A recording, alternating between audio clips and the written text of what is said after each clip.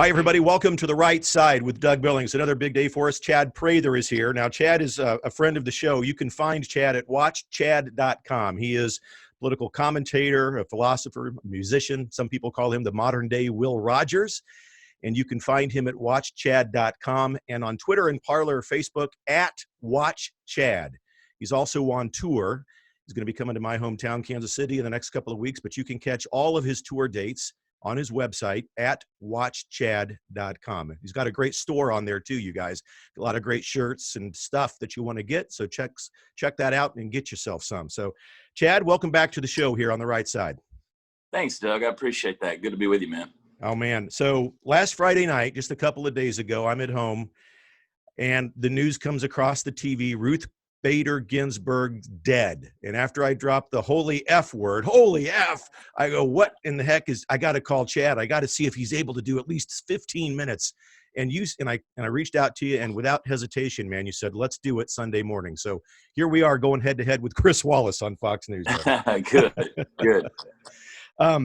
I just, the election is 1,000 times more important now. And I just want you to, off the cuff and with me and you, no script ever. What in the hell's going through your mind? What's your reaction to all of this?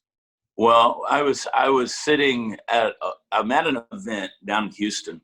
We were waiting for the event to start, and we had not headed over to the venue yet. And we were sitting at a bar, having a drink, having a little dinner, and yes, a bar in Texas. I shouldn't even say that because Greg Abbott's got them all shut down. It's a restaurant with a bar. We'll put it that way.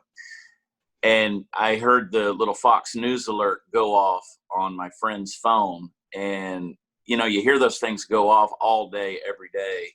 Yep. And happened to pick up the phone and take a look. And, of course, that was the news that Ruth Bader Ginsburg had died. And I said something akin to the holy F, and I immediately went to Twitter, and I tried to do what I think a lot of conservatives do, at least initially, and that is wish condolences and the rest in peace. But I made the comment, I said, that just took this election up to its importance at least 1,000 times. Of course, my initial thinking was that since Obama was not able to push in the last minute a Supreme Court nominee right before the end of his term, that before the election, is that was probably what was going to happen again in this situation. Now we see that President Trump is pretty resolute in pushing somebody in. He's got the support of Mitch McConnell. He's got the support of various folks throughout the Senate who have said, yeah, it's the president's right. And he also has the support from the words of Joe Biden back when he was vice president, Barack Obama when he was president, all who agreed that they had the right as president to put in a Supreme Court justice even at the end of their term. And even from the words of Ruth Bader Ginsburg, who said that a president doesn't stop being president just because it is the end of their term or which year it is. And now everybody's coming out, of course, with their final wishes that, that they would wait till the next president. But there's no final wishes clause in the Constitution. I noticed your tweet in response. Yep. And it's certainly true. This sentimentality, we're not in a place for sentimentality, Doug. This is American politics. This is a battle for the heart of America as we know it. It is America versus tyranny at this point. I firmly believe that it's America versus anarchy at this point. It's America versus the most demonic force I've ever seen in this country. It's America against just out and out communism. And I can't believe that we're living in a day and age where we see this, but that's exactly what's going on. Right. And you can't tell me that this is not, in many ways, the timing of this. 2020, what a year, right? But I just see in many ways the divine hand all over this. It's like God keeps giving this country another opportunity over and over and over again to do the right thing. Yep. And we're so beyond where we should be in terms of what we deserve and grace. Yep. And I will echo the sentiment. My condolences to, Ruth Bader Ginsburg's family and her friends. She did stand for her convictions, although I disagreed with them mightily. And I can't agree with her stance on abortion, which I think ultimately led to 30 million deaths. But, yep. Those are getting up there in communist China and Stalin numbers, to be honest with you. For sure. So, yep. That's where we are. Yep. I hope that Trump appoints a female. I hope he appoints a woman. I hope he finds someone who's very conservative in that role. And I think that's exactly what's going to happen. I think you're right. And I want to comment on a couple of things that you said that I believe in fervently myself. First of all, the act of divine providence and the hand of God and all of this can't be denied. And those of us on the right side, pun intended, we believe in the hand of God actively involved in our country since its very founding. And liberal minds and heads explode when we talk about that. But I think you're right. Divine providence has not only given us President Trump, and I can't imagine any other human being who could have endured what Trump has endured.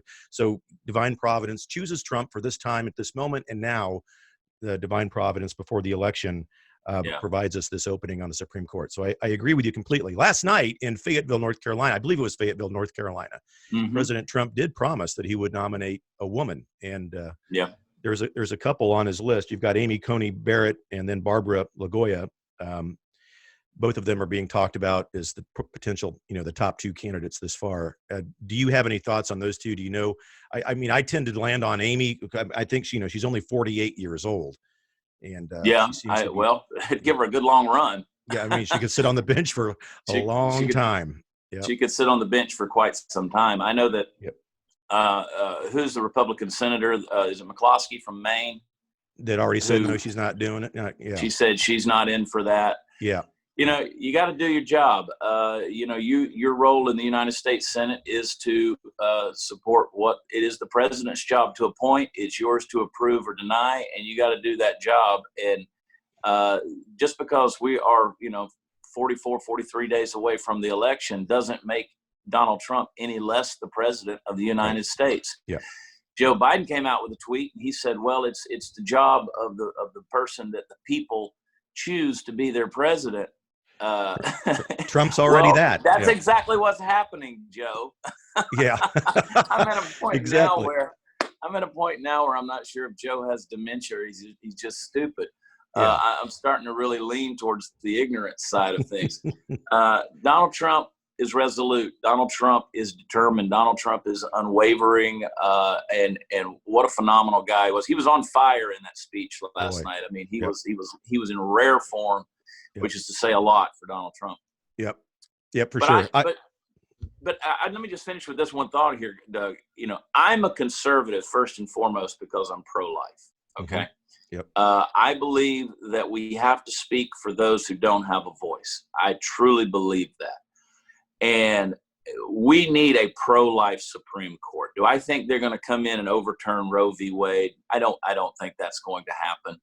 I don't think that it's going to become illegal to get an abortion. But when you have 97% of abortions that happen for the sake of convenience in this country, that is a tragedy and a travesty before God. So I am truly praying that we get the most pro-life person we can. I don't know what in the world is wrong with guys like John Roberts, who has been more liberal than any other justice who claims to be a conservative.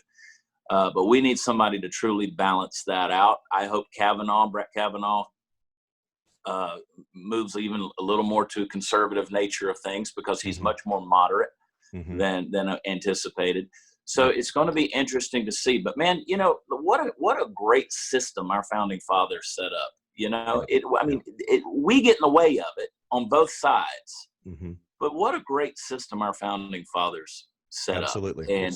And it's really fascinating to watch. This is a civics lesson happening right in front of our eyes. You bet. Yeah, and you're right. Trump is the elected president. We elected him, and I think, and you can correct me if I'm wrong, but I think when Obama went through this, and with Merrick, Obama had already served his second term. He was at the end of his second term. Right. Now, so that might be apples and oranges, but the difference is that Trump is only at the end of his first term, and he's not at the end of the line here. So there's not the logic of the whole, well, that if it applied to Obama, it's got to apply to, it's a different situation. And to your point, the country and the reaction of the left, and this happened before Ruth died. If Trump wins, we're going to burn the country. And if he fills the seat, burn it, baby, burn it. And I noticed there was a guy online named Bo Willimon who got your Dan. Willimon. Yeah. You saw my big F-bomb there. I did. What a jackwagon that guy is. Yeah. Well, let me tell you something, Doug. Let me give your audience a piece of advice. I trust in God, but go buy a gun. Go buy a gun. Mm-hmm. Learn how to use this thing.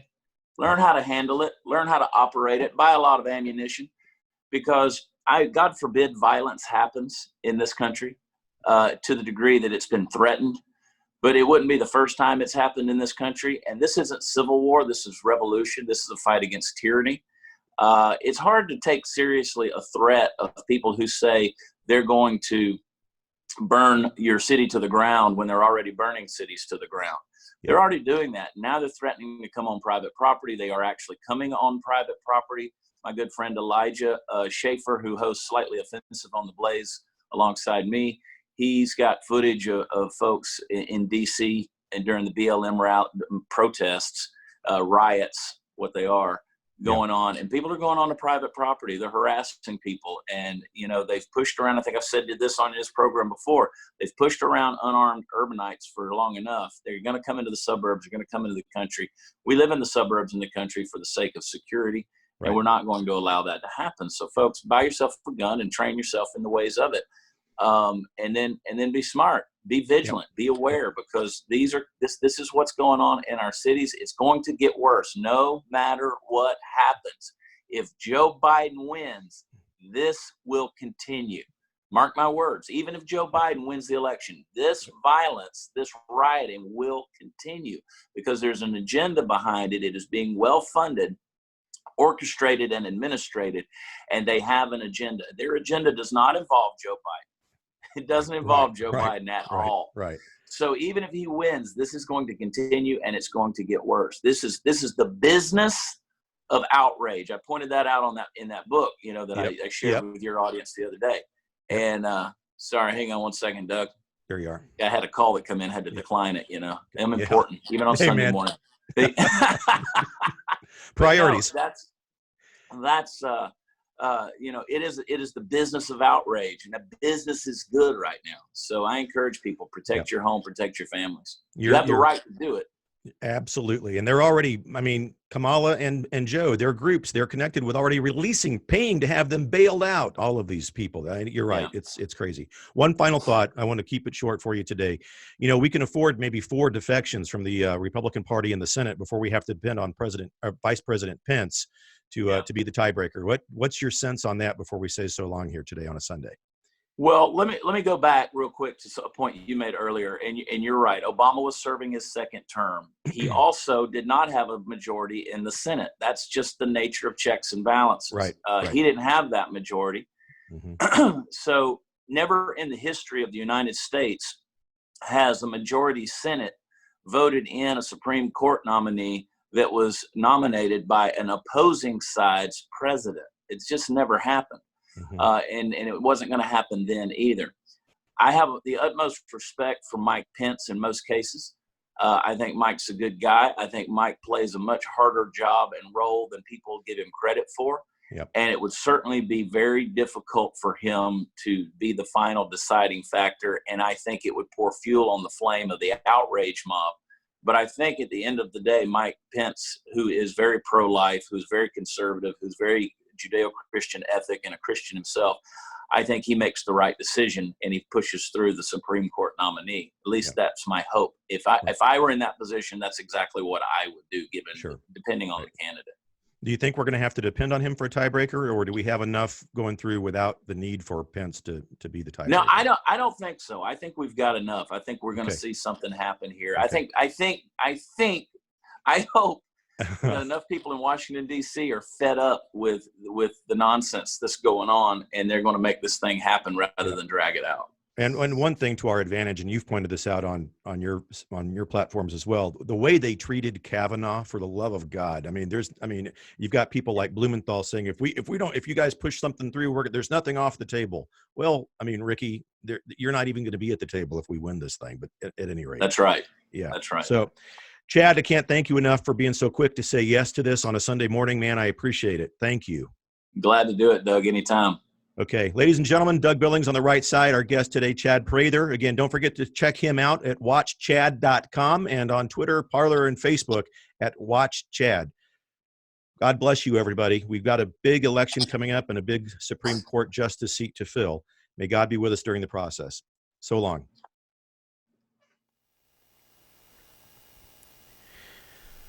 Ladies and gentlemen, hi, Doug Billings here on the right side. You know, it's not every day that we here at the program get to meet someone who rubs elbows with American heroes.